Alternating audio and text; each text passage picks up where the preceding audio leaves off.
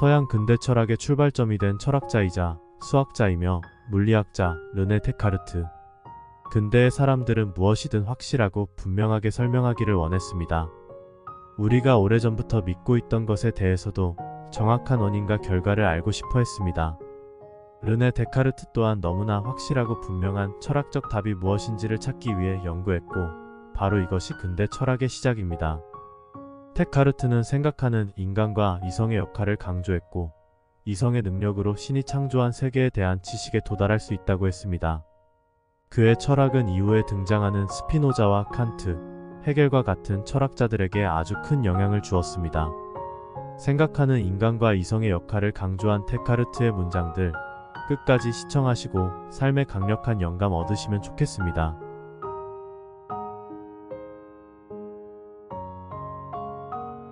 우리의 신념은 확실한 어떤 지식보다도 관습과 전형에 훨씬 더 기반을 두고 있습니다.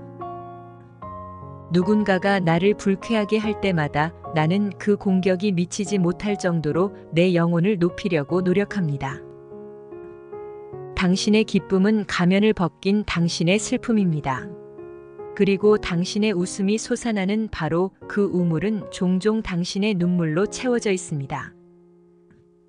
모든 사람은 실로 다른 사람의 이익을 증진하기 위해 자신이 할 수 있는 일을 해야 하며, 아무에게도 쓸모가 없는 사람은 엄밀히 말해 무가치합니다. 감사하는 마음을 가진 자는 가장 관대한 영혼의 소유자이니만큼 큰 긍지를 가지고 있고, 천박하고 나약한 사람일수록 분노와 증오에 가장 잘 휘둘리는 사람입니다. 직관은 순수하고 주의 깊은 마음에 대한 의심의 여지가 없는 개념이며, 이는 이성의 빛에서만 발생하면 추론보다 더 확실합니다. 신중함과 자제력의 주된 용도는 그것이 우리에게 우리의 열정의 주인이 되도록 가르치고, 그들이 초래하는 폐해를 충분히 감당할 수 있도록 통제하고 인도하며, 심지어 우리가 그 모두에서 기쁨을 얻을 수 있도록 가르친다는 것입니다. 올바르게 판단하고 진리와 오류를 구별하는 힘은 제대로 말하면 선한 감각 또는 이성이라고 할 수 있습니다. 욕망은 가능하다고 생각되는 것들에만 깨어납니다. 만약 당신이 진정 진리를 추구하는 사람이라면 최소한 인생에 한 번 이상은 모든 것을 깊게 의심해 볼 필요가 있습니다. 좋은 책을 읽는 것은 과거 몇 세기의 가장 훌륭한 사람들과 이야기를 나누는 것과 같습니다.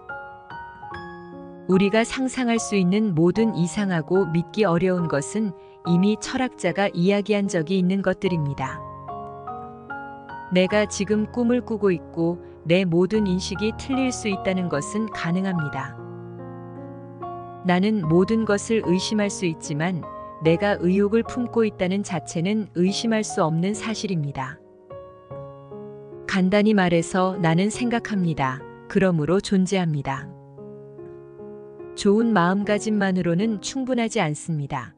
가장 중요한 것은 그 마음을 잘 사용하는 것입니다.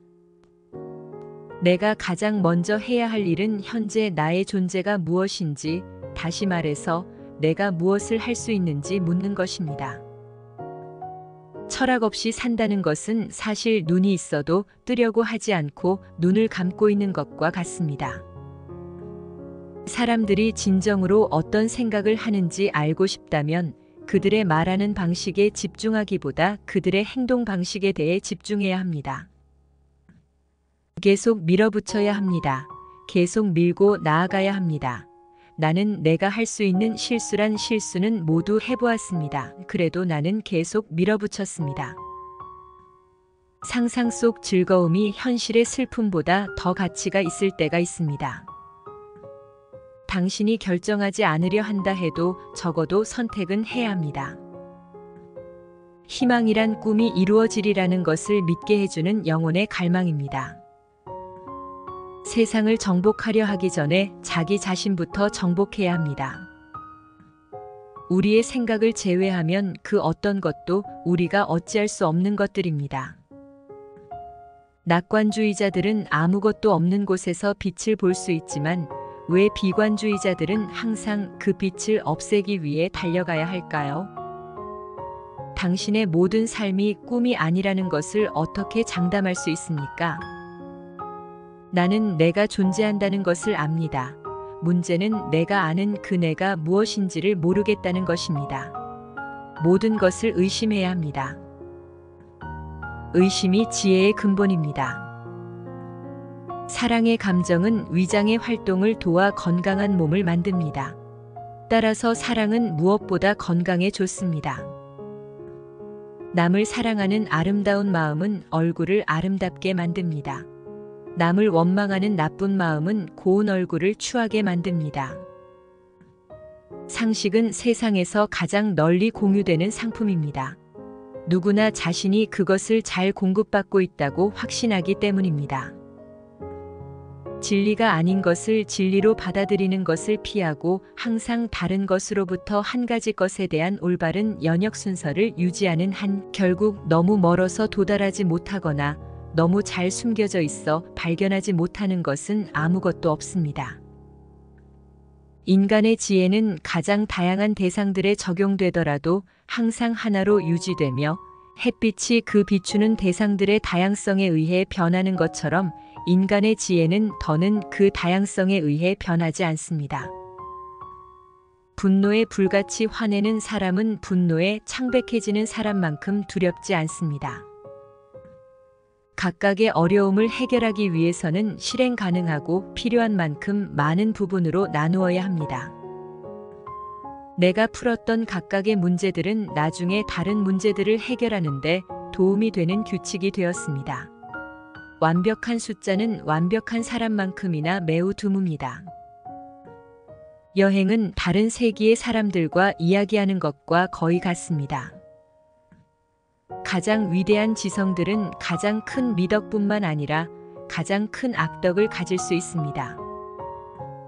내가 우리 스승들의 언어인 라틴어가 아닌 나의 모국어인 프랑스어로 글을 쓰는 이유는 그 모든 순수성을 타고난 이성만을 가지고 판단하는 사람들이 옛사람들의 글에만 신빙성을 주는 사람들보다 내 의견을 더 잘 판단할 수 있으리라 기대하기 때문입니다. 거짓된 즐거움이 종종 참된 슬픔보다 더 가치가 있습니다. 우리를 사람으로 만들고 짐승과 구별하는 유일한 것은 이성이기 때문에 나는 이성이 우리 각자 안에 온전하게 존재한다고 믿고 싶습니다. 유일하게 안전한 지식은 내가 존재한다는 것입니다. 한 번이라도 속은 적이 있는 것은 절대 신뢰하지 않는 것이 현명합니다. 나는 평화롭게 살아가고 싶고 잘 살기 위해서는 눈에 띄지 않게 살아야 한다는 신조 아래 시작한 그 삶을 계속 이어가고 싶습니다. 우리는 우리가 보는 세상을 설명하는 것이 아니라 우리가 설명할 수 있는 세상을 봅니다. 자연의 모든 일은 수학적으로 발생합니다. 진실보다 더 오래된 것은 없습니다. 마음을 향상하기 위해서는 배우는 것보다 숙고하는 것이 더 중요합니다.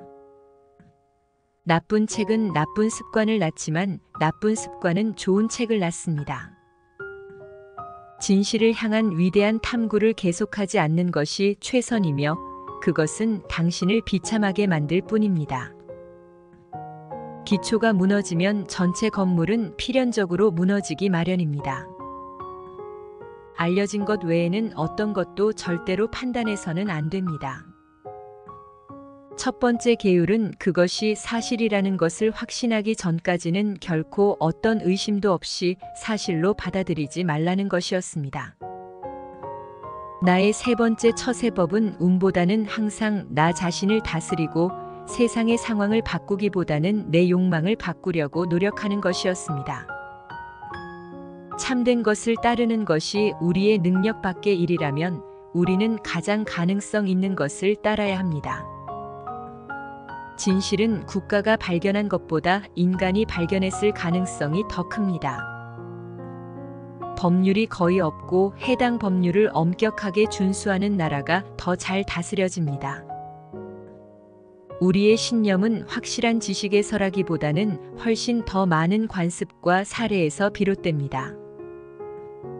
인간 오류의 주요 원인은 어린 시절에 얻은 편견에서 찾을 수 있습니다. 마음의 사고는 두 부분, 즉 이해와 의지입니다. 경이로움은 모든 열정 중에서 첫 번째입니다.